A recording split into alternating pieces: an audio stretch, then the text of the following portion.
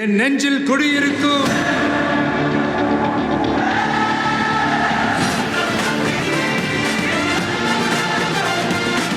உங்க toilet cleaner bison toilet cleaner குவாலிட்டியை விட பெட்டர்னு நிரூபிச்சா உங்க மொத்த பணமும் ரீஃபண்ட். பைசன் டாய்லெட் கிளீனர் இப்போது 79 ரூபாயில்.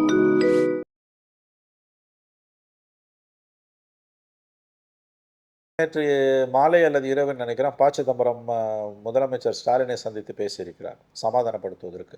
இந்த சோடங்கரோட பேச்சு சோடங்கரோட பேச்சு விஜயோட எம்எல்ஏ எம்பிஸ்க்கு ஸ்டேஜ் ஏறினாங்கன்னா கண்டிப்பாக உறவு தொடர முடியாதுன்னு திமுகவிடமிருந்து தலைமைக்கு சொல்லப்பட்டு விட்டது.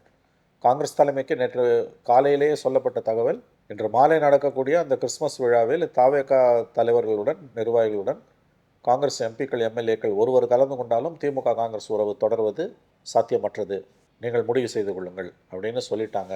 இந்த மசோதா ரொம்ப முக்கியமான மசோதா. தனியார் முதலீட அணுசக்தி துறையில் அனுமதிப்பது ஒரு பக்கம்னா, இன்னொரு பக்கம் நஷ்ட ஈடுக்கான உச்சவரம்பை 3000 கோடியாக நிர்ணயித்தது. இந்த தனியாரை அனுமதிக்கிறது கூட காலத்தின் கட்டாயம். உலகம் பூரா இன்றைக்கி அனுமதிச்சிட்டோம், அதை பெருசாக தொங்கி நிற்க முடியாது. இந்தியாலையும் அதை அனுமதிச்சு தான் ஆகணும் நம்ம.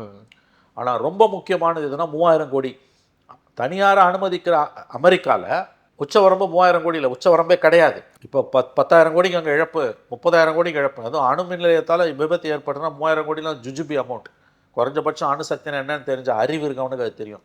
பர்சன்டேஜ் அது 30% அல்லது 40% அவர்கள் இந்த முறை விஜயை நோக்கி நகருவார்கள். திமுக பாரம்பரியமாக வாக்களித்தவர்கள், குறிப்பாக 24 வாக்களித்தவங்களில் ஒரு 30 to 40%, ஒரு உதாரணத்துக்கு சொல்கிறோம், அவர்கள் விஜயை நோக்கி நகருவார்கள். ஏன்னா விஜய்க்கு இருக்கக்கூடிய அந்த சாம் ப்ளஸ் இளைஞர்கள் மத்தியில் அவருக்கு இருக்கக்கூடிய செல்வாக்கு ப்ளஸ் திமுக மேலே இருக்க வெறுப்பு, இதெல்லாம் சேர்ந்து விஜய் பக்கம் போக வாய்ப்பு இருக்குது. அப்போ அது திமுகவை ஆட்டோமேட்டிக்காக பலவீனப்படுத்தும், திமுகவுக்கான வாக்குகளை குறைக்கும், சிதைக்கும், திமுகவின் வெற்றி வாய்ப்பை குறைக்கும், திமுகவின் எண்ணிக்கையை குறைக்கும். ஒரு பக்கம் சீமானையும் விஜயையும் ஆர்எஸ்எஸ் பிள்ளைகள் இருக்கீங்க, இன்னொரு பக்கம் திமுக கூட்டணிலேருந்து வெளியில் போட்டாலும் கவலை இல்லைன்றீங்க. என்ன சொல்ல வரீங்க? எல்லாமே தவறான அணுகுமுறையாக இருக்குது. ஒன்று விசிகாவையும் விஜயையும் சீமானையும் ஆர்எஸ்எஸ் பிள்ளைகள் என்பது ஃபேக்சுவலி ராங், அது தப்பான பார்வை. அது இல்லை, அப்படி இல்லை. அவங்கெல்லாம் ஆர்எஸ்எஸ் கிடையாது. உங்களை ஆதரிக்கலைன்ற காரணத்துக்காக நீ அவனை ஆர்எஸ்எஸ்ன்றது ரொம்ப ரொம்ப ரொம்ப முட்டாள்தனமான எதேச்சதிகாரமான போக்கு. ரெட்ரோலோக்ஸ் நெஞ்சங்களுக்கு வணக்கம். நான் கார்த்திக். இன்றைய நேர்காணலில் நம்முடைய இணைந்திருப்பவர் மூத்த பத்திரிகையாளர் திரு மணி அவர்கள். வணக்கம் சார். சார் வணக்கம் சார். தாவேகா காங்கிரஸ் மீண்டும் கூட்டணி அப்படின்ற, மீண்டும்னா இப்போ அந்த பேச்சு அடிபட்டு இருந்துச்சு, இப்போ சமீப நாட்களில் இல்லை. ஏன்னா அவங்க குழு அமைச்சு திமுகவோட பேச்சுவார்த்தைக்கான குழு அமைச்சிட்டாங்கன்னும் போது இப்போ மீண்டும் நேற்றைய தினம் கன்னியாகுமரியில் நடந்த அந்த அருமறை கிறிஸ்துமஸ் விழாவில் தாவேகா நிர்வாகிகள் காங்கிரஸ் நிர்வாகிகள்லாம் கலந்துக்கிட்டு இருக்காங்க. எப்படி பார்க்குறீங்க? மீண்டும் அந்த ஒரு சில நிர்வாகிகள் கலந்துக்கிட்டு இருந்திருக்காங்க, இந்த ராஜேஷ்குமார் போன்ற நிர்வாகிகள்லாம் அங்கே கலந்துக்கிட்டு இருக்காங்க அப்படின்னும் போது எப்படி உங்கள் கேள்வியே தவறு. யாருமே கலந்துக்கல எக்ஸப்ட் திருச்சி வேலுச்சாமி. அவர் கட்சியில் ஒன்றும் பெரிய பொறுப்பெல்லாம் கிடையாது. 4 எம்எல்ஏ 2 எம்பி கலந்துப்பாங்க, including Rajeshkumar, Robert Bruce, Vijay Vasanth பேர்லாம் போட்டிருந்தது. ஆமாம், அவங்க யாருமே கலந்துக்கல. அவங்க எம்எல்ஏ எம்பி கலந்துக்கிட்டால் தான் நியூஸு. திருச்சி வேலுச்சாமியை தவிர யாருமே கலந்துக்கல. அது இல்லாமல் ஷோடாங்கார் நேற்றுக்கு வந்த பேட்டியில் நாங்கள் ஆட்சியில் பங்கு கேட்போம், டிசம்பர் 15 சொல்லிடணும் அப்படின்லாம் நாங்கள் சொன்னோம். அப்போ தான் எங்கள் ஆளுங்களை நாங்கள் செலக்ட் பண்ணல, என்னமோ கதை இருந்தார். அதை தாண்டி 10 நாள் ஆச்சு. அதான் இல்லை, நேற்று பேட்டி, நேற்று மறுபடியும் ஏஎன்ஐ கொடுத்த பேட்டி. இதை சமாளிப்பதற்கு தான் நேற்று மாலை அல்லது இரவு நினைக்கிறேன் சிதம்பரம் முதலமைச்சர் ஸ்டாலினை சந்தித்து பேசியிருக்கிறார் சமாதானப்படுத்துவதற்கு. இந்த சோடங்கரோட பேச்சு விஜயோட எம்எல்ஏ எம்பிஸ்க்கு ஸ்டேஜ் ஏறினாங்கன்னா கண்டிப்பாக உறவு தொடர முடியாதுன்னு திமுகவிடமிருந்து தலைமைக்கு சொல்லப்பட்டு விட்டது. காங்கிரஸ் தலைமைக்கு நேற்று காலையிலேயே சொல்லப்பட்ட தகவல், இன்று மாலை நடக்கக்கூடிய அந்த கிறிஸ்மஸ் விழாவில் தாவேகா தலைவர்களுடன் நிர்வாகிகளுடன் காங்கிரஸ் எம்பிக்கள் எம்எல்ஏக்கள் ஒருவர் கலந்து கொண்டாலும் திமுக காங்கிரஸ் உறவு தொடர்வது சாத்தியமற்றது, நீங்கள் முடிவு செய்து கொள்ளுங்கள் அப்படின்னு சொல்லிட்டாங்க என்று தான் தகவல்கள் வருகின்றன. அதை சீரியஸாக அவங்க எடுத்துக்கிட்டாங்க. அதோட முக்கியமாக சௌடாங்கரோட அந்த பேட்டி, ஏஎன்ஐ செய்தி நிறுவனத்துக்கு கொடுத்த பேட்டியில், நாங்கள் திமுக கிட்ட எவ்வளோ சீட்டு கேட்டிருக்கோம், 70 சீட்டு, ஆட்சியில் பங்கு எங்களுக்கு கண்டிப்பாக வேணும், நீங்கள் தான் முடிவு பண்ணணும்னு நாங்கள் சொல்லிட்டோம், பாலிஸ் இந்த கோர்ட்டுன்னு அவர் சொன்னது, அதை வழிமொழிஞ்சு பிரவீன் சக்கரவர்த்தி ட்வீட் போட்டது எல்லாமே நேற்றுக்கு டபுள் அட்டாக். நேற்று அது திமுகவை சலனப்படுத்தி இருக்கிறதுன்றதை தாண்டி கோபப்படுத்தி இருக்கிறது. உறுதியான நேரங்களில் உறுதியான முடிவை திமுக எடுத்துரும் எப்பயுமே. ஸோ அவங்க நேற்று காலையிலேயே எனக்கு வந்த தகவல் நேற்று காலையிலேயே திமுக தலைமையிடமிருந்து காங்கிரஸ் தலைமைக்கு கொடுக்கப்பட்ட செய்தி என்பது இன்றைக்கு இந்த விஜய்யுடைய தாவேகா கிறிஸ்மஸ் நிகழ்ச்சியில் காங்கிரஸ் எம்எல்ஏக்கள் எம்பிக்கள் கலந்து கொண்டால் திமுக காங்கிரஸ் உறவு தொடர்வது கடினமானதாகிவிடும். நீங்கள் முடிவு செய்து கொள்ளுங்கள். ஓகே, பால் எங்கள் கோர்ட்டில் இருக்குது அப்படின்னு உங்கள் சௌடாங்கர் சொல்லியிருக்காரு. தவறு. Ball is in your court. நீங்கள் தான் டிசைட் பண்ணணும். தெளிவான மெசேஜை சொல்லிட்டாங்க. நிலைமையின் தன்மையை புரிந்து கொண்டதால் தான் காங்கிரஸ் தலைமை உடனடியாக ப. சிதம்பரம் அவர்களை முதலமைச்சர் ஸ்டாலின் அவர்களை சந்தித்து சமாதானப்படுத்துவதற்காக அனுப்பி வைத்தது. சிதம்பரம் அவர்கள் தெளிவாக உறவில் எந்த மாற்றமும் இல்லை, தொடருவோம், விஜயோடு ஒருபோதும் போக மாட்டோம் என்று தெளிவுபடுத்தி உறுதியாக சொல்லிவிட்டதாக தகவல்கள் வருகின்றன. ஆனால் மறுபடியும் ஒரு சீண்டல் இருந்து அந்த சீண்டல் இருக்கும். அந்த காங்கிரஸில் அந்த ஸ்ட்ராட்டஜி இருக்கும். திடீர்னு ஒரு நாள் சௌடாங்கரை கட்சியிலேருந்து சஸ்பெண்ட் பண்ணுவாங்க, இல்லைன்னா அவருக்கும் கட்சிக்கு சம்மந்தம் இல்லைன்னுவாங்க. இந்த பக்கம் அக்ரிமெண்ட்டை கழுத்து போட்டுருவாங்க. ஆனால் அதே நேரத்தில் பேசுகிறவங்கள பேசாதானே அவங்க தடுக்க மாட்டாங்க, பேச விடுவாங்க. அது காங்கிரஸோட பாணி. அது ஒரு கட்டத்துக்கு மேலே அது நெருக்கடி ஆகுதுன்னா இந்த இடத்துல கில்லட்டின்வாங்க, அதை போட்டுருவாங்க. ஏன்னா நேற்றைக்கு காலையில் வந்த செய்தி ராஜேஷ்குமார் உள்ளிட்ட எம்எல்ஏக்கள், விஜய் வசந்த், ராபர்ட் புரூஸ் உள்ளிட்ட எம்பிக்கள் கலந்துக்கிறாங்கன்றது மிகப்பெரிய செய்தி. அது மட்டும் நடந்துருதுன்னா இந்நேரம் அலையன்ஸ் கொலாப்ஸ் இல்லையா? ஆல்ரெடி தாவேகா காங்கிரஸ் கூட்டணி வரப்போகுதுன்னு வதந்திகள் ரெக்கை கட்டி பறந்து கொண்டிருக்கின்றன. இந்த நேரத்தில் ஒரே மேடையில் ஏறினாங்கன்னா அதை திமுக தலைமை அனுமதிக்காது. நீங்கள் ஒன்று கவனிங்க, ஒரு 2 வருஷத்துக்கு முன்னால் 1.5 வருஷத்துக்கு முன்னால் நம்ம ஆனந்த விகடன் புத்தக வெளியீட்டு விழாவில் திரும்ப கலந்து கொள்வாரா மாட்டாரா, நம்ம எல்லாம் உள்ள வெளியே மங்கத்தா விளையாடணும். கஷ்டத்தில் திரும்ப போகாமல் தவிர்த்துட்டார். ஏன்னா திமுக தலைமையிடம் சொல்லப்பட்ட செய்தி, போனீங்கன்னா போயிடுங்க, நாங்கள் ஒன்றும் வேணான்னு சொல்லலை அவங்கள, பட் அது பிறகு உறவு தொடர முடியாது. ஆதவர்ஜுனா இப்போ விசிகேல இருந்தார், இப்போ அதுக்கப்புறம் போயிட்டார் அவர். இப்போ நான் எதுக்கு சொல்ல வரேன்னா, உங்களுக்கு சரியான நேரத்தில் சரியான முடிவை திமுக தலைமை எடுக்கும். அவங்களுக்கு எந்த அளவுக்கு இது எதுக்காக இது நடக்குதுன்றது அவங்களுக்கு தெரியும். கூட சீட்டு வாங்குறதுக்காக இவங்க கேட்குறாங்க. 25 சீட்டுன்றது ரொம்ப கம்மி. அவங்க ஏதோ ஒரு எக்ஸ் அமௌண்ட் சீட்டு கேட்குறாங்க, எக்ஸ் நம்பர் சீட்டு இவங்க கொடுக்கறதுக்கு ஒத்துக்கிட்டாங்கன்றாங்க. அது எந்த அளவு உண்மை நமக்கு தெரியாது. அல்லது சீட்டை கூட்ட மாட்டாங்க, ராஜ்யசபா சீட்டு ஒன்று கொடுப்பாங்கன்றாங்க. ஓகே. ஸோ எப்படி பார்த்தாலும் இந்த பேச்சுக்கள், இந்த விஜயோட மேடை ஏறுவது, சௌடாங்கர் ஆட்சியில் பங்குன்றதெல்லாம் கூட 25 சீட்டோ 30 சீட்டோ 35 சீட்டோ அதற்கான பேரம் தான் என்பது திமுகவுக்கு நன்றாக தெரியும். ஆனால் இந்த பேச்சு நீடித்து கொண்டே இருந்தால் அது உறவை பலவீனப்படுத்தும் என்பதால் தான் தெளிவான செய்தி கொடுக்கப்பட்டு சிதம்பரம் போய் பார்த்து முதலமைச்சரை பார்த்து சமாதானம் செய்திருக்கிறார். திமுக காங்கிரஸ் கூட்டணி எனக்கு தெரிந்து உடையாது. ஏன்னு கேட்டிங்கன்னா, டெல்லி பாலிடிக்ஸில் திமுகவோட 32 எம்பிஸ் அவங்களுக்கு தேவை. திமுக விட்டுட்டா காங்கிரஸ் டெல்லியில் தனிமைப்படும். ஆல்ரெடி அவங்களுக்கு மம்தா பானர்ஜி போயிட்டாங்க. அகிலேஷ் யாதவ் அவ்வளோ ஒன்றும் எல்லா இஷ்யூலையும் இவங்க பின்னால் நிற்கல. சரத்பவார் 4 எம்பி 5 எம்பி தான் அவங்களுக்கு. ஆக இவங்களுக்கு திமுக தான் டெல்லி பாலிடிக்ஸில் மோடிக்கு எதிரான அரசியலில், தேசிய அரசியலில், டெல்லி அரசியலில், நாடாளுமன்றத்துக்கு உள்ளேயும் வெளியிலையும் திமுகவுக்கு வலதுகரமாக இருப்பது காங்கிரஸுக்கு வலதுகரமாக இருப்பது திமுக எம்பிக்கள் தான். அந்த திமுக உறவை காங்கிரஸ் அறுத்து கொள்ளாது. விஜயோட இவங்க போயிட்டாங்கன்னா தேசிய அளவில் திமுக காங்கிரஸ் உறவை அறுக்கும். அது 29 எலெக்ஷனில் காங்கிரஸ் யாரோட போகுது அது கூட செகண்டரி. அது 3 வருஷம் இருக்குது. ஓகே. இந்த 3 வருஷம் தேசிய அரசியலில் மோடிக்கு எதிரான அரசியலில் காங்கிரஸோட உறுதுணையாக நிற்கிற திமுக நிற்காது. திமுக இல்லைன்னா காங்கிரஸால் கூட்டணி இல்லாமல் எதிர்ப்பது என்பது கடினமானதாக மாறிவிடும். நம்பர்ஸ் பேசும். இப்போயே நீங்கள் திமுக பார்த்தீங்கன்னா சில முக்கியமான இஷ்யூஸில் காங்கிரஸோட லைன் அவங்க டோ பண்ணுறதில்ல. பிஜேபிக்கு ரொம்ப பெட் ப்ராஜெக்ட்ஸாக இருக்கக்கூடிய சில ஸ்கீம்ஸில் அவங்க மேக்ஸிமம் அமைதியாகி போயிடுறாங்க. பிஜேபியை காங்கிரஸ் அளவுக்கு திமுக எதிர்க்கிறதில்ல. உதாரணத்துக்கு அணுசக்தி மசோதா, சாந்தி பில் என்னும் அணுசக்தி மசோதாவில் தனியாருக்கு அணுசக்தி துறையில் முதலீடு செய்வது, விபத்து ஏற்பட்டால் விபத்து நஷ்டஈடு அதிகபட்சம் 3000 கோடின்னு அதுக்கு ஃபிக்ஸ் பண்ணியிருக்காங்க. ரொம்ப கொடூரமான ஒரு மசோதா. அமெரிக்காலாம் நீங்கள் ஒரு பெரிய விபத்து, அணு மின் நிலையத்தில் விபத்து ஏற்பட்டதுன்னா நஷ்டஈடுக்கு உச்சவரம்பு கிடையாது. அது 3000 கோடியோ 30,000 கோடியோ கொடுத்து தான் ஆகணும். அவன் அதே மாதிரி சப்ளையர்ஸுக்கு முந்தி அதாவது யார் வாங்கி விநியோகிக்கிறானோ அவனுக்கு அதில் பாத்தியதை அவன் நஷ்டஈடு கொடுக்கணும். இப்போ அவன் கொடுக்க தேவையில்லை, மேனுஃபேக்சரர் தான் கொடுக்கணும். இந்த சப்ளையர்ஸுக்கு அவனும் நஷ்டஈடு கொடுக்கணுன்னு இருந்த கிளாஸ் தான் 2008 பில்லில் பிஜேபி எதிர்ப்பதற்கு சப்ளையர்ஸுக்கு நீங்கள் அவங்கள மேண்டேட்ரி ஆக்கணும், அவங்களும் நஷ்டஈடு கொடுக்கணும்னு பிஜேபி சொன்னதால தான் காங்கிரஸ் அதை கொண்டு வந்தது. இன்றைக்கி என்ன பண்ணிட்டான், அவங்கள அதிலேருந்து எடுத்துட்டான் பிஜேபி. அதோட முக்கியமாக 3000 கோடின்னு லிமிட் பண்ணிட்டான். ஓகே. இந்த மசோதா ரொம்ப முக்கியமான மசோதா. தனியார் முதலீட அணுசக்தி துறையில் அனுமதிப்பது ஒரு பக்கம்னா, இன்னொரு பக்கம் நஷ்ட ஈடுக்கான உச்சவரம்பை 3000 கோடியாக நிர்ணயித்தது. இந்த தனியாரை அனுமதிக்கிறது கூட காலத்தின் கட்டாயம். உலகம் பூரா இன்றைக்கி அனுமதிச்சிட்டோம், அதை பெருசாக தொங்கி நிற்க முடியாது. இந்தியாலையும் அதை அனுமதிச்சு தான் ஆகணும் நம்ம. ஆனால் ரொம்ப முக்கியமானது எதுனா 3000 கோடி. தனியாரை அனுமதிக்கிற அமெரிக்காவில் உச்சவரம்பு 3000 கோடி இல்லை, உச்சவரம்பே கிடையாது. இப்போ 10,000 கோடிக்கு அங்கே இழப்பு, 30,000 கோடிக்கு இழப்பு. அதுவும் அணு மின் நிலையத்தால் விபத்து ஏற்பட்டுனா 3000 கோடிலாம் ஜுஜுபி அமௌண்ட். குறைஞ்சபட்சம் அணுசக்தினா என்னன்னு தெரிஞ்ச அறிவு இருக்கவனுக்கு அது தெரியும். இந்த மசோதாவில் 100 நாள் வேலை திட்டத்தை எதிர்த்த மாதிரி சாந்தி மசோதாவை திமுக எதிர்க்கலை. இத்தனைக்கும் அதை திமுக எதிர்க்க வேண்டிய கட்டாயம் ரொம்ப அதிகமாக ஏன் இருக்குன்னா, இந்தியாவில் எந்த மாநிலத்திலும் இல்லாத அளவுக்கு 6 அணு உலைகள் ஒரே இடத்துல இருக்கக்கூடிய மாநிலம் தமிழ்நாடு, கூடங்குளம். இப்போ ரஷ்ய அதிபர் புட்டின் வந்துட்டு போனப்போ கூட அந்த அணுமின் நிலையத்தை இன்னும் வீரியமாக செயல்பட வைப்பதற்கான மேலும் கூடுதல் ஒப்பந்தங்கள் போடப்பட்டிருக்கின்றன. நீ வேறு மாநிலத்தில் போய் வை, ஒரே மாநிலத்தில் 6 இடத்துல ஏன் வைக்கிறேன்? அப்போ இந்த மசோதா தனியார் மின் உற்பத்தி அணுமின் திட்டங்களுக்கு இந்தியாவில் உள்ள தனியாருடன் நாங்கள் செயல்பட தயாராக இருக்கிறோன்னு புட்டின் அறிவிச்சிருக்காரு. ரஷ்யாவோட அணுமின் கொள்கையில் ஒரு மாற்றம் வந்திருக்கு. அவங்க ஒரு முடிவு எடுத்திருக்காங்க. தனியார் துறையை அனுமதிப்பதை விட முக்கியமானது 3000 கோடி ரூபாய் டேப் பண்ணது. தமிழ்நாட்டுக்கு அதில் பாத்தியதை அதிகம். கூடங்குளத்தில் ஏதாவது ஒரு வரக்கூடாது, வராது, வந்ததுன்னா பாரதூரமான விளைவுகள் உங்களுக்கு தெரியும். அப்போ 3000 கோடின்றது ஒரு ஜுஜுபி அமௌண்ட்டு.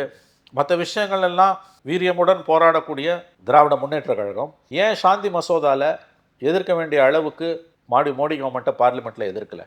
சில விஷயங்கள் அவங்க அடங்கி தான் போகிறாங்க பிஜேபியோட. அதுக்கு இது ஒரு உதாரணம் நான் சொல்கிறேன் உங்களுக்கு. ஓகே. இப்போ இந்த மாதிரியான ஒரு சிச்சுவேஷனில் காங்கிரஸ் மட்டும்தான் அணுமின் நிலையத்தை தனியாருக்கு அந்த சாந்தி மசோதாவை மிக கடுமையாக எதிர்த்து போராடுது. அஃப்கோர்ஸ் இடதுசாரிகள், ஆனால் அவங்களுக்கு 2 இடதுசாரிங்க சேர்த்து 5 ஓட்டு தான் மொத்தம் பார்லிமெண்ட்லையுமே. அதனால் அது ஒரு லிஸ்ட்லேயே கிடையாது. இந்த மசோதா கையெழுத்தான அடுத்த நாள் ட்ரம்ப் வெளியிட்ட அணுமின் கொள்கையில் இந்தியாவோட அந்த புதிய சாந்தி மசோதாவுக்கு சாதகமான பல அம்சங்கள் இருக்கின்றன. ட்ரம்ப்பை சமாதானப்படுத்துறதுக்கு தான் மோடி அவசரமாக அதில் பார்த்தீங்கன்னா சாந்தி மசோதாவும் 100 நாள் மசோதாவும் நாடாளுமன்றத்தின் 2 அவைகளிலும் நிறைவேற்றப்பட்ட 2 நாட்களிலே கையெழுத்தானது. அப்போ எந்த அளவுக்கு மோடி கவர்மெண்ட் அதில் முக்கியத்துவம் கொடுக்குது நீங்கள் பார்க்கலாம். நான் அந்த மசோதாவில் 100 நாள் வேலை திட்டத்துக்கு எதிர்ப்பு தெரிவித்த அளவுக்கு சாந்தி மசோதாவுக்கு திமுக எதிர்ப்பு தெரிவிக்காதது மோடி கவர்மெண்ட்டை கூல் டவுன் பண்ணுறதுக்கான வேலை. ஏன்னா 32 எம்பிஸ் இருக்காங்க அவங்களுக்கு. மோடி அதை தான் பார்ப்பார். ஸோ ஒரு முக்கியமான இஷ்யூஸில் திமுகவுக்கும் பிஜேபிக்கும் ஒரு அண்டர்ஸ்டாண்டிங் இருக்குது என்ற எண்ணம் எழுவது இயல்பானது. புரியுதுங்களா? ஆகவே நான் இதை எதுக்கு சொல்ல வரேன்னா, சோனியா காந்தியை பொறுத்த வரைக்கும் இறுதி முடிவு அவங்க தான் எடுக்கிறாங்க. கார்கேவோ ராகுல் காந்தியோ கிடையாது. ஓகே. சோனியா காந்தி திமுகவுடன் இருக்கக்கூடிய தன்னுடைய அந்த உறவை முறித்து கொள்ள விரும்ப மாட்டார். நிச்சயமாக விரும்ப மாட்டார், கண்டிப்பாக விரும்ப மாட்டார். ஒரு மாநில தேர்தலுக்காக. 2வது காங்கிரஸுங்க மொத்தமே 3-4% ஓட்டு தான், ஒன்றும் ஆட்சிக்கு வரப்போகிறது கிடையாது. ஆனால் கடந்த முறை 25 சீட்டுன்னு ரொம்ப நம்மளை மட்டம் தட்டிட்டாங்க. இந்த தடவை கூடுதலாக சீட்டு வேணும். அதுக்காக தான் சோடாங்கரோட பேச்சு, தாவேக்காவோட உறவாடுற மாதிரியான ஒரு நாடகம் எல்லாம். நிச்சயமாக தாவேக்காவோட காங்கிரஸ் போகாது. ஏன்னா இப்போ நான் சொல்கிற இந்த நேஷ்னல் பாலிட்டிக்ஸில் காங்கிரஸோட ரோல், ஏன்னா மோடி ஒவ்வொரு நாளும் தோச்சி எடுத்துக்கிட்டு இருக்காரு காங்கிரஸை. இன்னும் 3.5 வருஷம் இருக்குது எலெக்ஷனுக்கு. லோக்சபா 26 எலெக்ஷனுக்கு பிறகு அடுத்து 3 வருஷம். அந்த 3 வருஷத்தில் அசம்பிளி பார்லிமெண்ட் எல்லாம் ஒரே நாடு ஒரே தேர்தல் வந்துருன்றாங்க. அது வருமா வராதான் நமக்கு தெரியாது. சிலர் சொல்கிறாங்க 34 தான் வருன்றாங்க. எப்படி பார்த்தாலும் திமுகவுடனான தன்னுடைய உறவை சோனியா காந்தி கண்டிப்பாக முறித்து கொள்ள மாட்டார். அதனால் இந்த தாவேக்காவுடனான காங்கிரஸ் உறவு, இந்த பேச்சு, இந்த அருமனை கூட்டம், சோடாங்கரோட பேச்சு, இது எல்லாமே கூடுதல் இடங்களை பெறுவதற்காக காங்கிரஸ் நடத்துகிற நாடகம். ஆனால் இது ஒரு கட்டத்தை மீறி போச்சுன்னா தங்களை பாதிக்கும் என்பதால தான் திமுக போட வேண்டிய நேரத்தில் அந்த கிலட்டினை போடுறாங்க. இதில் இன்னொரு பக்கம் நேற்றைய தினம் பியூஷ் கோயல் வந்தது போன பிறகு சொல்லப்பட்ட செய்திகளில் ஒன்று, விஜயை ரொம்ப விமர்சிக்க வேண்டாம் அப்படின்ற ஒரு செய்தி. அது ஒரு செய்திகளில் கூட வர ஆரம்பிச்சிருக்கு. இதை எப்படி பார்க்குறீங்க? ஏன்னா சிறுபான்மையினர் ஓட்டு அவர் பிரிக்கிறாரு, அதனால் அவரை விமர்சிக்க வேண்டான்ற ஒரு விஷயம் அப்படின்றது அது அவங்கள பொறுத்த வரைக்கும் கரெக்ட் ஸ்ட்ராட்டஜி தான். அவங்க கோணத்துலேருந்து பார்த்தீங்கன்னா கரெக்ட் ஸ்ட்ராட்டஜி. விஜய் டிஎம்கேவை ஆதரிக்கக்கூடிய சிறுபான்மையினர், ஏன்னா சிறுபான்மையின மக்கள் கணிசமான அளவு திமுகவுக்கு வாக்களித்து கொண்டிருக்கிறார்கள். இப்போ நாடாளுமன்ற தேர்தலில் சிறுபான்மையின மக்கள் என் மாசா 80% 90% திமுக காங்கிரஸ் கூட்டணிக்கு போட்டது பிஜேபி வந்துவிடக்கூடாது என்பதற்காக. நான் அந்த அளவுக்கு சட்டமன்ற தேர்தலில் திமுகவுக்கு ஆதரவு இருக்காது. சிறுபான்மையின மக்களில் பர்சன்டேஜ், அது 30% அல்லது 40% அவர்கள் வந்து இந்த முறை விஜயை நோக்கி நகருவார்கள். திமுக பாரம்பரியமாக வாக்களித்தவர்கள், குறிப்பாக 24 வாக்களித்தவங்களில் ஒரு 30 to 40%, ஒரு உதாரணத்துக்கு சொல்கிறோம், அவர்கள் விஜயை நோக்கி நகருவார்கள். ஏன்னா விஜய்க்கு இருக்கக்கூடிய அந்த சாம் ப்ளஸ் இளைஞர்கள் மத்தியில் அவருக்கு இருக்கக்கூடிய செல்வாக்கு ப்ளஸ் திமுக மேலே இருக்க வெறுப்பு, இதெல்லாம் சேர்ந்து விஜய் பக்கம் போக வாய்ப்பு இருக்குது. அப்போ அது திமுகவை ஆட்டோமேட்டிக்காக பலவீனப்படுத்தும், திமுகவுக்கான வாக்குகளை குறைக்கும், சிதைக்கும், திமுகவின் வெற்றி வாய்ப்பை குறைக்கும், திமுகவின் எண்ணிக்கையை குறைக்கும். அதை நம்ம கெடுத்துட வேணாம் விஜய் விமர்சனம் செய்து என்று ஒரு ஸ்ட்ராட்டஜிக் மூவை வந்து பிஜேபி எடுக்குது. அது உங்களுக்கு ப்ளஸ்ன்னு பார்க்குறாங்க. அதிமுக அந்த ஓட்டு இவங்க அது வராத அந்த ஓட்டு வந்து இப்போ நம்ம பேசி கெடுத்துக்கிட்டோம்னா, வாயால் கெடுத்துக்கிட்டோம்னா, அந்த ஓட்டு வந்து விஜய் மீது நம்ம வைக்கக்கூடிய விமர்சனம் அவரை மறுபடியும் திமுக பக்கமே அந்த ரசிகர்களை தக்க வைத்து விட்டால் நமக்கு நஷ்டம். அது விஜய் பக்கம் போகுதுன்னா நமக்கு வராட்டி பரவாயில்ல, திமுகவுக்கு போகுது, திமுகவுக்கு போக வேண்டிய ஓட்டு போகலன்னா நமக்கு லாபம்னு அவங்க பார்க்குறாங்க. பாரம்பரியமாக திமுகவுக்கு வரக்கூடிய வாக்கு நமக்கு வராமல் விஜய்க்கு போகுதுன்னா நமக்கு லாபம் தானே. ஏன்னா விஜயோட அந்த ஓட்டு பிரிக்கிறதால, விஜய் திமுக வாக்குகளில் ஒரு பர்சன்டேஜை உருவி எடுக்கிறதால திமுகவோட வெற்றி பெறும் எண்ணிக்கை குறையும். அது அண்ணா திமுக லாபம் தானே. நம்ம வராட்டியும் பரவாயில்ல, 2 பேரும் ஓட்டை பிரிக்கும் போது நம்ம 3ஆவது அங்கே வரத்துக்கு, நம்ம மேலே வரத்துக்கு வாய்ப்பு இருக்குது. அது ஒரு கரெக்ட் ஸ்ட்ராட்டஜி. பியூஷ் கோயல் விஜயை விமர்சிக்காதீர்கள் என்று அறிவுரை கூறினாரா இல்லையா என்று நமக்கு தெரியாது. செய்திகள் ஒருவேளை அது உண்மைன்னா அது கரெக்ட் ஸ்ட்ராட்டஜி. அவங்க ஆங்கிளில் பார்த்தீங்கன்னா இட்ஸ் கரெக்ட் பியூட்டிஃபுல் ஸ்ட்ராட்டஜி. ஏன்னா விஜய் உடைக்கக்கூடிய சிறுபான்மையின வாக்குகளை நம்ம பேசி கெடுத்துட வேணாம், நம்ம சைலண்டாக இருப்போம், அவங்க அடிச்சுக்கிட்டோம்னு பார்க்குறாங்க. அவங்க விஜயை தொடாத, நீ அட்டாக் பண்ண வேண்டியது திமுகவை தான்றாங்க. அவங்க கரெக்டாக தான் மூவ் பண்ணுறாங்கன்னு எனக்கு தோணுது. அவங்க ஆங்கிள்லேருந்து பார்க்க இந்த சிறுபான்மையினர் ஓட்டுகள் விஜய்க்கு போகும்ன்ற ஒரு இடத்துல பேசும்போது தான் திருமாவளவன் அவர்களுடைய பேச்சையும் சமீப நாட்களில் கேட்டு தெரிஞ்சுக்க வேண்டியதாக இருக்குது. சமீப நாட்களில் பேசிய அவர் குறிப்பிடத்தக்க விஷயங்கள் நிறைய பேசியிருக்கார். நீங்கள் எப்படி பார்க்குறீங்க சார் திருமாவளவன் அவர்களின் பேச்சை? நண்பர் சமீப நாட்களில் என்னென்னமோ பேசுகிறார். அவர் ஏன் இப்படிலாம் பேசுகிறாருன்னு எனக்கு தெரியல. ஏதோ ஒரு தடுமாற்றம் தெரிகிறது அவரிடம். என்னவென்று என்னால் சரியாக நான் ஒரு 2 விஷயத்தை கேட்கலான்னு பார்க்குறேன். ஒன்று வந்து சீமானும் விஜயும் ஆர்எஸ்எஸ்ஸின் பிள்ளைகள் அப்படின்ற ஒரு விஷயத்த சொல்கிறார். 2வது திமுக கூட்டணியிலிருந்து என்னை வெளியேற்றினாலும் எனக்கு கவலை இல்லை, அப்புறம் 2 அல்லது 2 இல்லை 10 சீட்டு கொடுத்துட்டா மட்டும் நான் என்ன முதலமைச்சர் ஆகிட போகிறேனான்ற பேச்சுக்கள். இது ஒரு விசிகாவுக்கு சொல்லக்கூடிய செய்திகளா அல்லது திமுக கூட்டணிக்கு சொல்லக்கூடிய செய்தியா அப்படின்றது ஒரு குழப்பமாகவே இருக்குது. அதனால தான் கேட்குறேன். இதுங்க இப்போ ஒரு விஜய் சீமான் எல்லாம் ஆர்எஸ்எஸோட பிள்ளைகள்ன்றதுலாம் எனக்கு தெரிஞ்சு ஓவர் த போர்டு. இப்படி எல்லாரையும் நீங்கள் அந்த பக்கம் தள்ளி விட்றாதீங்கன்ற. நீங்கள் மட்டும்தான் ஏதோ பிஜேபி எதிர்க்கிறதா பேசுகிறதெல்லாம் அபத்தமானது. உங்களுக்கு மாறுபட்ட கருத்து கொண்டவங்க திமுக அணிக்கு எதிராக இருக்கவங்க எல்லாரும் நீங்கள் ஆர்எஸ்எஸ்ன்னு நீங்கள் முத்திரை குத்துனீங்கன்னா அது ரொம்ப அபத்தமானது. அப்படி கிடையாது. அந்த பார்வையே முதல்ல தவறு. சீமானையும் விஜயும் நான் அப்படி பார்க்கல. குறைகள் இருக்கலாம், பட் அவங்க ஆர்எஸ்எஸ் பிள்ளைகள்ன்றது பெரிய வார்த்தை. அதாவது அவங்க ஆர்எஸ்எஸோட அடிவருடிகள், ஆர்எஸ்எஸோட பி டீம்னு நீங்கள் சொல்கிறீங்க. அது தப்பான ஒரு பேச்சு. அப்படி நான் நினைக்கல. இது வந்து ஆர்எஸ்எஸ்க்கு எதிராக நல்லவங்களாக இருக்கவங்கள நீங்களாகவே வந்து எதிரிகளாக மாற்றிக்கிறீங்க. நீங்கள் வந்து பிஜேபி எதிர்ப்புக்கு திமுகவுக்கும் விசிகாவுக்கும் கம்யூனிஸ்டுகளுக்கும் யாரும் ஒன்றும் பட்டா போட்டு கொடுத்துடல. முதல்ல இந்த இருமாப்பு, இந்த ஆணவத்தை வந்து இந்த கட்சிகள், விசிகா உள்ளிட்ட கட்சிகள் விட்டொழிக்க வேண்டும். இந்த பார்வை ரொம்ப தவறு. 2வது வந்து ஏன்னா திமுக கூட்டணியிலேருந்து வெளியில் போட்டாலும் அது ஏன் சொல்கிறான்னு எனக்கு புரியல. அது அவருடைய பலவீனத்தின் வெளிப்பாடு. புரியலையா? எனக்கும் புரியல. பலவீனத்தின் வெளிப்பாடு. இது புலம்பலாக இருக்குது எனக்கு. புலம்பல். இது எதுக்கு இதை சொல்கிறான்னு எனக்கு புரியல. ரைட் ராயில் இவ்வளோ சீட்டு கேட்க வேண்டியவர் எனக்கு கட்சி கூட்டணியிலேருந்து வெளியில் போட்டாலும் கவலை இல்லைன்றது ஐ திங்க் இட்ஸ் அதாவது வந்து ஒரு விதமான புலம்பலாகத்தான் இது எனக்கு படுது. நீங்கள் எல்லா இஷ்யூலையும் அவங்க கூட நிற்கிறீங்க, அப்புறம் எதுக்கு உங்களை ஏன் தூக்கி போட போகிறாங்க? ஒரு பக்கம் சீமானையும் விஜயையும் ஆர்எஸ்எஸ் பிள்ளைகள் இருக்கீங்க, இன்னொரு பக்கம் திமுக கூட்டணியிலேருந்து வெளியில் போட்டாலும் கவலை இல்லைன்றீங்க. என்ன சொல்ல வரீங்க? எல்லாமே தவறான அணுகுமுறையாக இருக்குது. ஒன்று விசிகாவையும் விஜயையும் சீமானையும் ஆர்எஸ்எஸ் பிள்ளைகள் என்பது ஃபேக்சுவலி ராங். அது தப்பான பார்வை. அது இல்லை, அப்படி இல்லை. அவங்கெல்லாம் ஆர்எஸ்எஸ் கிடையாது. உங்களை ஆதரிக்கலைன்ற காரணத்துக்காக நீ அவனை ஆர்எஸ்எஸ்ன்றது வந்து ரொம்ப ரொம்ப ரொம்ப முட்டாள்தனமான எதேச்சதிகாரமான போக்கு. நம்பர் 2, திமுக கூட்டணியில் எனக்கு தூக்கி போட்டால் கவலை இல்லைன்றது யாருக்கு சொல்ல வரீங்க மெசேஜ்? இல்லை, வெறும் சீட்டுக்காக மட்டும் நாங்கள் இல்லை, 2 சீட்டு கொடுத்தாலும் 10 சீட்டு கொடுத்தாலும் எதுக்கு இந்த டைலாக்? கொடுத்ததை வாங்கிட்டு போக போகிறீங்க. இதுக்கு மேலே என்ன டைலாக்? இது புலம்பல் தான் நான் சொல்லுவேன். நீங்கள் கேட்டது ஏதோ ஒன்று கிடைக்கல, அது வெளியில் வந்து புலம்புறீங்க. நேரடியாக திமுகவை எதிர்க்க முடியல, இங்கே வந்து புலம்புறீங்க. தலித்துகளுக்கு எதிரான கொடுமைகள் அதிகம் நடக்கக்கூடிய மாநிலங்களில் தமிழ்நாடு ஒன்று என்பதை திரும்ப ஒப்புக்கொள்ள மறுப்பாரா? உங்கள் எம்பி தானே சொல்கிறாரு 2023 டேட்டாவில் வந்து பழங்குடியின மக்களுக்கு எதிரான கொடுமைகளில் தமிழ்நாடு தான் முன்னணியில் இருக்குது. கன்விக்ஷன் ரேட்டில் யூபியோட கீழே இருக்குன்றதெல்லாம் உங்கள் எம்பி சொன்னது, மற்றவனை விடுங்க.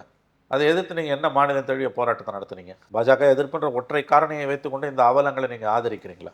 அப்போ இது இது இது இந்த மாதிரியான விஷயங்களில் வந்து நீங்கள் வந்து ஏங்க உங்கள் தலித் ஆக்டிவிஸ்ட்டுங்க எவ்வளோ பேர் சொல்கிறாங்கங்க இங்கே தமிழ்நாட்டில் வந்து நிலைமை மோசமாக இருக்குது, ஒரு 4 மாவட்டங்களை வந்து நம்ம வந்து கிட்டத்தட்ட எமர்ஜென்சி டிக்ளேர் பண்ணுற அளவுக்கு வந்து அனௌன்ஸ் பண்ணணுன்றாங்கல்ல, பேரிடர் காலத்துக்கு இணையான அனௌன்ஸ்மெண்ட்டை கொடுக்கணுன்றாங்க. ஒரு 4 மாவட்டங்களில் வந்து அலாமிங்காக இருக்குது, ஒரு நாளைக்கு ஒரு படுகொலை நடக்குதுன்றாங்க, அவ்வளோ மோசமாக இருக்குது. உடனே இது வந்து நாங்கள் ரிப்போர்ட்டட் கேசஸ்ஸு, மற்ற ஊர்லலாம் ரிப்போர்ட் பண்ணுறதுலாம் நாங்கள் ரிப்போர்ட் பண்ணிட்டோம், இதை வச்சு நம்ம தமிழ்நாடு முதல் மாநிலம்னு சொல்ல முடியாதுன்னு அபத்தமான ஒரு ஆர்குமெண்ட்டை திமுக செய்தி தொடர்பாளர்களும் திமுகவை ஆதரிக்கக்கூடிய சிலரும் வைக்கிறாங்க. ரொம்ப ரொம்ப அபத்தமானது. அதாவது தலித்துகளுக்கு எதிரான கொடுமைகள் அதிகமாக இங்கே ரிஜிஸ்டர் ஆகுதான், அதனால் நம்ம நம்பர் 1. மற்ற மாநிலங்களில் ரிஜிஸ்டர் ஆகலையா? நான் கேட்குறேன், குறைஞ்சபட்சம் அறிவு நேர்மை இருந்ததுன்னா எது அளவுகோல்?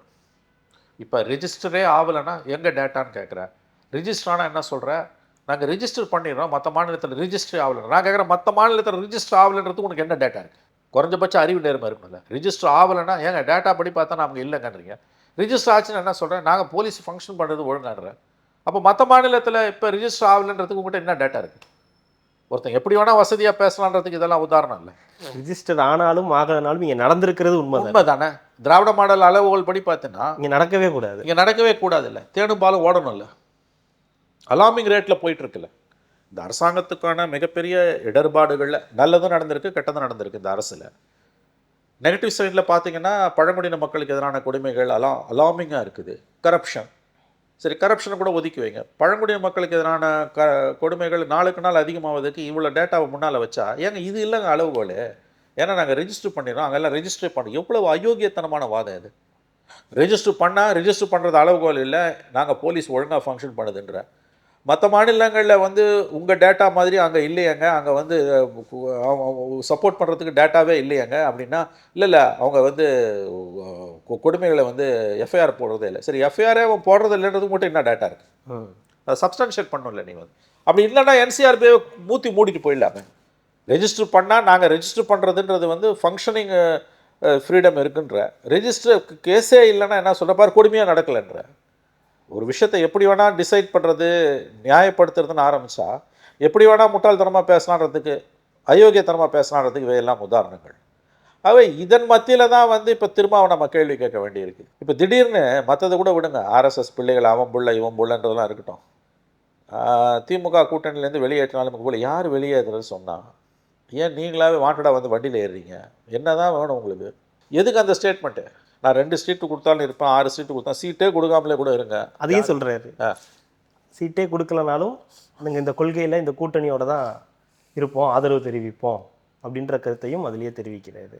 அவருக்கே வெளிச்சம், திருமாவுக்கே வெளிச்சம். இதுக்கு நம்ம டிஸ்கிரிப்ஷனே கொடுக்க முடியாது. இங்கே ஒரு எலெக்டட் கவர்மெண்ட் இருக்கும்போது இந்த கவர்மெண்ட்டோட தவறுகளை சுட்டி காட்ட வேண்டிய அளவுக்கு சுட்டி காட்டாததன் பலனை விசிகா வரும் தேர்தலில் அனுபவிக்கும். கண்டிப்பாக சார். அடுத்தடுத்த நிகழ்வுகளை தொடர்ந்து பேசலாம். மிக்க மகிழ்ச்சி. நன்றி சார். என் நெஞ்சில் குடியிருக்கும்